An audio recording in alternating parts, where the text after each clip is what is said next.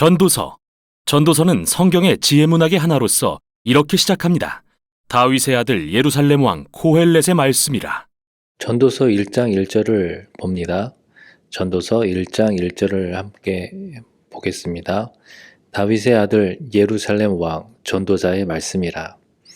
지금 해설에서 이야기하고 있는 이 코헬렛은 우리 성경에서는 전도자, 또 영어 번역 성경에서는 teacher, 선생님이라는 teacher로 되어 있거나 아니면은 설교자인 preacher로 되어 있는데요. 히브리어로 코헬렛은 사람들을 모으는 자를 의미하는데 이 경우 배우려고 모인 것이므로 우리말로는 주로 전도자로 번역되며 그는 다윗 왕의 아들 또는 후손이라고 표현됩니다. 이 인물이 과연 누구인지에 관한 견해는 다양합니다. 대부분 그가 솔로몬 왕이라고 생각하는 한편 어떤 이들은 다윗 혈통의 다른 왕일지도 모른다고 생각하고 어떤 사람들은 후대의 실존 인물로서 솔로몬의 페르소나를 빌려 이스라엘을 가르치는 자로 보기도 하는데요. 어떤 관점이 맞든 핵심은 전도자는 이 책의 등장인물이며 익명의 저자와는 다른 인물이라는 겁니다. 그래서 우리는 책 전반에 걸쳐 전도자의 목소리를 듣지만 실제로 첫 문장에서 우리에게 전도자를 소개하는 목소리는 저자 자신이고 그는 끝에 가서 전도자가 말했던 모든 것을 요약하고 평가하며 결론을 내립니다. 이렇게 저자는 우리가 전도자의 말을 잘 듣고 스스로 결론을 내릴 수 있도록 도와주는 거죠. 그렇다면 전도자는 무슨 말을 하려는 걸까요? 저자는 전도자의 기본적인 가르침을 처음과 끝에서 이렇게 요약합니다. 헤벨 헤벨, 모든 것이 정말 헤벨. 1장 2절에 보면 1장 2절입니다. 전도자가 이르되 헛되고 헛되며 헛되고 헛되니 모든 것이 헛되도다. 또 12장 8절에도 보면 12장 8절입니다. 전도자가 이르되 헛되고 헛되도다. 모든 것이 헛되도다 라고 기록이 되어 있는데요. 이 헤벨이라는 단어는 무슨 의미일까요? 대부분의 성경은 헤벨이라는 말을 헛되다로 번역하지만 이는 개념의 핵심을 제대로 담아낸 게 아닙니다. 히브리어로 헤벨은 수증기 또는 연기라는 뜻인데요. 전도자는 이 은유적 표현을 38회나 씀으로써 먼저 인생이 얼마나 연기처럼 일시적이고 찰나적이며 또한 인생이 얼마나 수수께끼 같고 역설적인지 묘사합니다.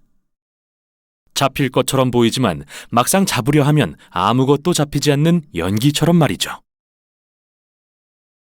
이 세상에는 아름답고 선한 것들이 많지만 그것을 즐기는가 하면 비극이 찾아와 모조리 날려버리고 우리 모두가 정의를 믿지만 항상 선한 사람들에게 나쁜 일이 일어나죠. 이렇게 인생은 언제나 예측할 수 없고 불안정합니다. 전도자는 이것을 바람을 잡는 일, 헤벨이라고 말합니다. 좀 우울해지네요. 그는 대체 왜 이런 말들을 하는 걸까요? 저자는 기본적으로 하나님과 무관하게 인생의 의미와 목적을 세우려는 모든 방법을 전도자를 통해 무너뜨리려 하는 겁니다. 즉 우리가 결국 의미 없이 사라질 것들에 애를 쓰며 감정을 허비하고 있다고 생각해서 전도자를 통해 현실에 대한 엄중한 교훈을 주는 겁니다. 특히 서론과 결론에 나오는 시에서 명확히 보여주는데 먼저는 시간, 다음은 죽음에 대한 것이죠. 전도자는 우리가 열심히 일하고 성취하는 것이 의미 있다고 믿으며 평생을 다 보내지만 과연 그런지 멈춰서서 끊임없이 흘러가는 시간을 묵상해보라고 합니다. 이 세상에서 인류가 행하는 많은 노력에도 불구하고 사실 바뀌는 건 없습니다. 물론 우리는 신기술을 개발하고 나라들은 흥망성쇠를 거듭하지만 산에 올라가 보세요. 산이 신경 쓰기나 하는지. 산은 누구보다 오래전부터 있었고 앞으로도 계속 있을 겁니다. 100년 후 누구도 여러분이 한 일을 기억하지 않겠지만 산은 여전히 거기 있을 것이며 바닷가에 부서지는 파도도 뜨고 지는 태양도 그대로 있을 겁니다. 시간은 결국 우리를 지우고 우리가 소중히 여기는 것들도 지울 테죠. 시간에 대한 전도자의 교훈은 1장 3절로 11절에서 볼 수가 있습니다. 1장 3절로 11절 함께 봅니다. 해 아래서 수고하는 모든 수고가 사람에게 무엇이 유익한가? 한 세대는 가고 한 세대는 오되 땅은 영원히 있도다. 해는 뜨고 해는 지되 그 떴던 곳으로 빨리 돌아가고 바람은 남으로 불다가 북으로 돌아가며 이리 돌며 저리 돌아 바람은 그 불던 곳으로 돌아가고 모든 강물은 다 바다로 흐르되 바다를 채우지 못하며 강물은 어느 곳으로 흐르든지 그리로 연하여 흐르니라. 모든 만물이 피곤하다는 것을 사람이 말로 다 말할 수는 없나니 눈은 보아도 족함이 없고 귀는 들어도 가득 차지 아니하도다. 이미 있던 것이 후에 다시 있겠고 이미 한 일을 후에 다시 할지라. 해 아래에는 새 것이 없나니 무엇을 가리켜 이르기를 보라 이것이 새 것이라 할 것이 있으랴. 우리가 있기 오래전 세대들도 이미 있었느니라. 이전 세대들이 기억됨이 없으니 장래 세대도 그 후 세대들과 함께 기억됨이 없으리라. 이 정도로는 부족했는지 전도자는 계속해서 죽음에 대해 말합니다. 특히 끝부분에 나오는 이 시에서 말이죠. 그는 죽음은 결국 모든 인생을 균등하게 하고 일상의 많은 활동을 무의미하게 한다고 말합니다. 지혜롭든 어리석든 부자든 가난하든 모두 삼킨다고요. 그 누구든 좋은 삶을 살았든 나쁜 삶을 살았든 결국 죽음을 피할 수는 없죠. 또한 죽음에 대한 전도자의 교훈은 11장 7절로 12장 7절까지인데요. 11장 7절로 12장 7절입니다. 빛은 실로 아름다운 것이라 눈으로 해를 보는 것이 즐거운 일이로다. 사람이 여러 해를 살면 항상 즐거워할지로다. 그러나 캄캄한 날들이 많으리니 그 날들을 생각할지로다. 다가올 일은 다 헛되도다. 청년이여 네 어린 때를 즐거워하며 네 청년의 날들을 마음에 기뻐하여 마음에 원하는 길들과 내 눈이 보는 대로 행하라. 그러나 하나님이 이 모든 일로 말미암아 너를 심판하실 줄 알라. 그런즉 근심이 네 마음에서 떠나게 하며 악이 네 몸에서 물러가게 하라. 어릴 때와 검은 머리의 시절이 다 헛되니라. 너는 청년의 때에 너의 창조주를 기억하라. 곧 곤고한 날이 이르기 전에 나는 아무 낙이 없다고 할 해들이 가깝기 전에 해와 빛과 달과 별들이 어둡기 전에 비 뒤에 구름이 다시 일어나기 전에 그리하라.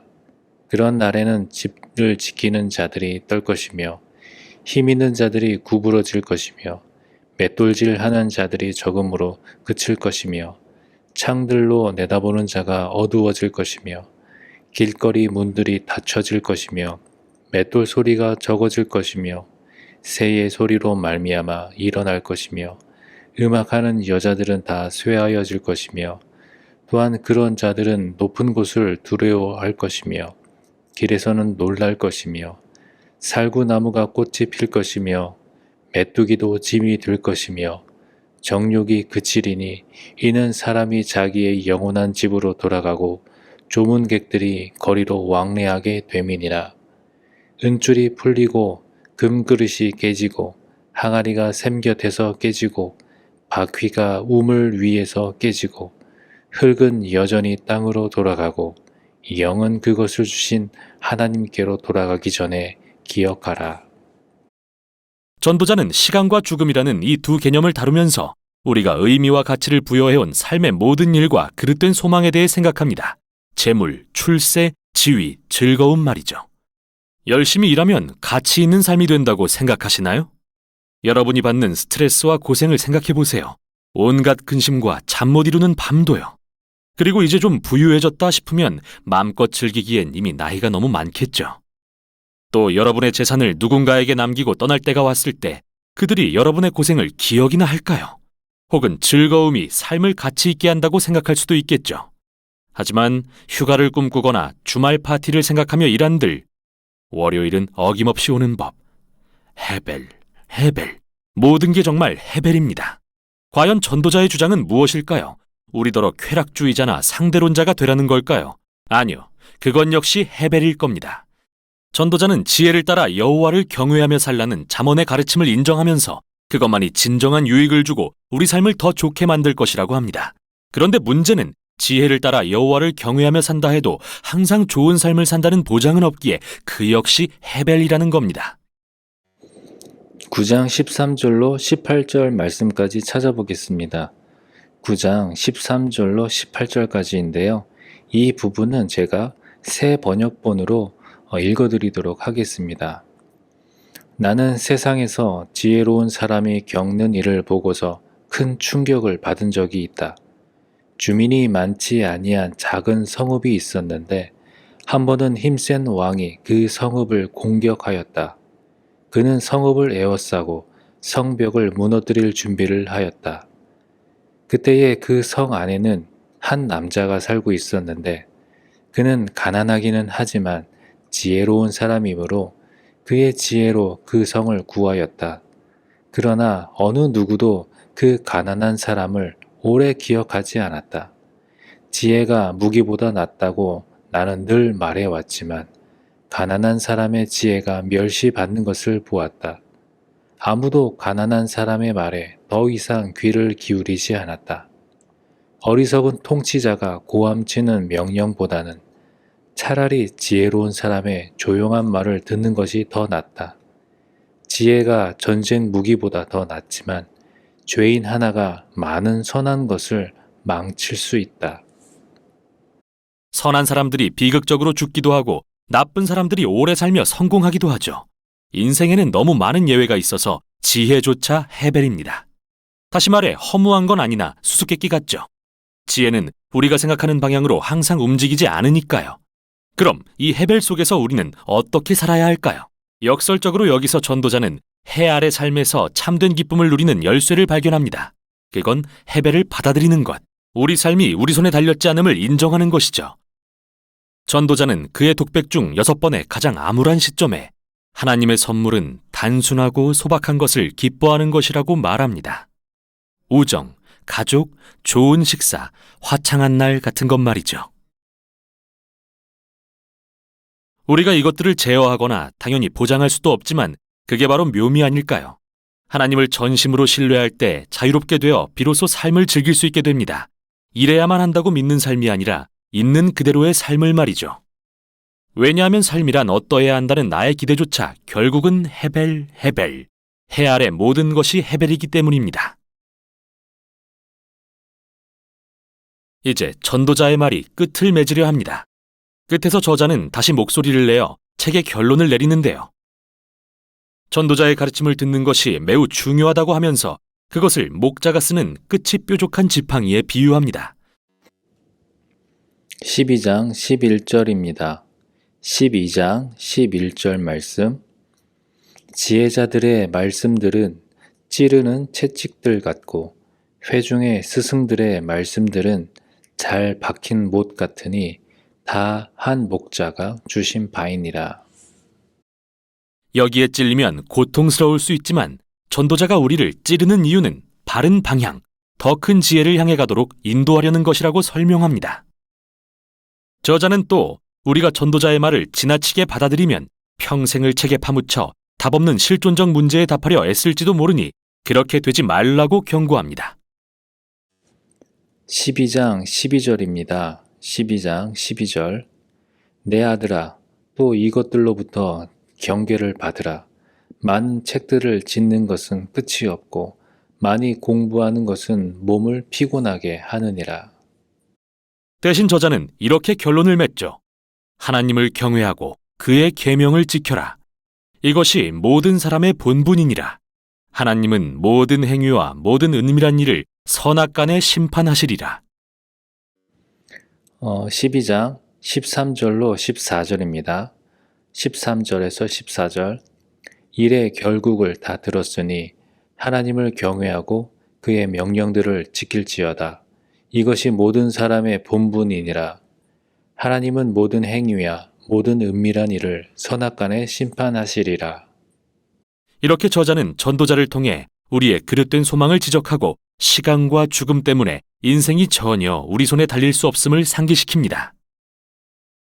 그러나 삶의 참된 의미는 하나님께서 심판날에 이 모든 해배를 없애고 이 땅에 참 정의를 실현하실 것을 소망할 때 주어집니다. 그 소망이 우리를 하나님 앞에 정직하고 온전하게 살도록 도와줄 것입니다. 비록 삶은 여전히 수수께끼로 가득하지만 말이죠. 바로 이것이 전도서가 전하는 지혜입니다. 우리가 성경에서 찾아볼 수 있는 가장 지혜로운 사람은 누구일까요? 솔로몬이죠. 솔로몬이 왕이 되고 하나님께 구하기를 왕으로서 백성을 재판할 때 선악을 분별하여 재판할 수 있도록 듣는 마음을 하나님께 구합니다. 이 부분은 열왕기상 3장 9절을 보면 우리가 잘 알 수 있죠. 그럴 때 하나님은 이제 11절에 이렇게 솔로몬에게 말씀하십니다. 네가 오직 송사를 듣고 분별하는 지혜를 구하였으니. 솔로몬은 듣는 마음을 구하였는데 하나님은 그것이 지혜라고 말씀하십니다. 오늘 전도서에서 전도자가 8장 16절로 17절에서 말하기를 지혜가 무엇인지 알고자 하였지만 하나님의 하시는 모든 일을 두고서 깨달은 것은 아무도 이 세상에서 이루어지는 일을 사람의 능력으로는 이해할 수 없다라는 것입니다. 뜻을 찾아보려고 아무리 애를 써도 뜻을 찾지 못하고 혹 지혜 있는 사람이 안다고 주장할지는 모르지만 그 사람도 정말 그 뜻을 알 수 없는 것이다 라고 말씀은 우리에게 이야기합니다. 그러므로 오늘 전도서가 우리에게 교훈하여 주는 것은 하나님의 말씀을 듣고 지켜 행하는 삶이 지혜로운 삶이고 은혜의 하나님께서 우리가 하나님 앞에 정직하고 온전하게 살고자 하면 그렇게 할 수 있도록 힘과 지혜와 명철을 더하여 주신다는 것입니다. 이런 믿음을 가지고 이 한 주간도 주 안에서 승리하며 살아가는 복된 삶이 되시기를 주님의 이름으로 축원드립니다. 함께 기도하겠습니다. 아버지 하나님, 참으로 감사합니다. 오늘도 주님 안에서 온전하게 예배드리고 또 교제하며 또 주님 안에서 오늘 하루를 보냈습니다. 아버지 하나님, 이번 한 주간의 삶도 주님 앞에 맡기오니 주님 주신 말씀 우리 마음속에 간직하게 하여 주시고 또 주신 말씀대로 세상에 나아가 하나님의 증인으로 또 하나님의 일꾼으로 우리가 승리하며 살아갈 수 있도록 우리에게 필요한 지혜와 또 능력을 덧입혀 주시옵소서. 예수님의 이름으로 감사하며 기도하옵나이다.